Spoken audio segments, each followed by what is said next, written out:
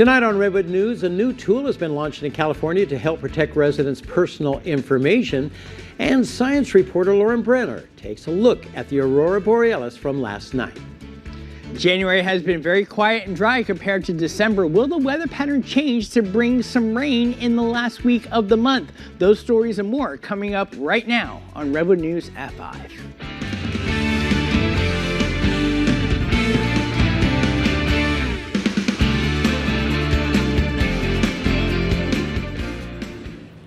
Good evening, I'm Ross Rowley. Thanks for tuning in to watch Redwood News tonight.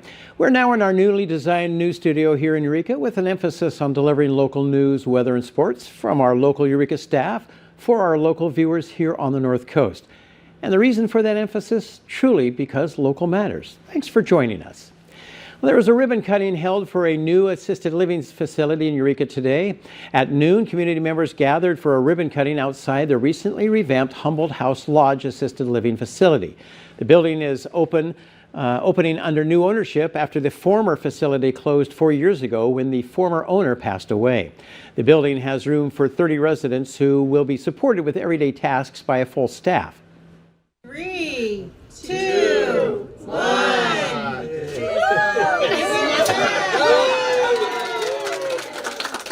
We have a high employee ratio to residents, which is super helpful. We really take pride in taking care of our residents. We don't want a family member to come in and be upset because their family member is still sitting in the same clothes that they were sitting in 3 days ago. We take pride in taking care of the people and making sure that they're being paid attention to. We like to make sure that the house is nice and clean. It feels like home.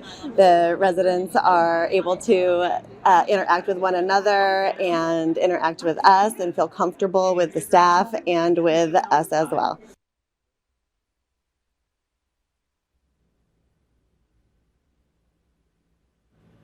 And Joe, speaking of ribbons, perhaps it wasn't a blue ribbon day today, but at least it's been dry. That's right, it has. We've seen that fog return, and it's been kind of hanging around along the coast as we worked our way on in throughout the better part of the day. Let's go ahead and take a look at rainfall deficits as we've been talking about. It has been dry, much different month than what we saw during the month of December. You can see, even though we've been dry for almost 2 weeks now, day number 12 without rainfall. We had to go all the way back to January 8th. Before we saw measurable rainfall. That was a Thursday, so come this Thursday it'll be 2 weeks, but you can see we've already seen some of those rainfall deficits grow rather large, over an inch across portions of Del Norte County, particularly around Gasky, over toward Crescent City. But good news, we will start to see maybe the pattern changing where we can start to see some of that rainfall arriving back into the area before the month comes to a close next week. In the meantime, more of the same high to mid-level clouds as we head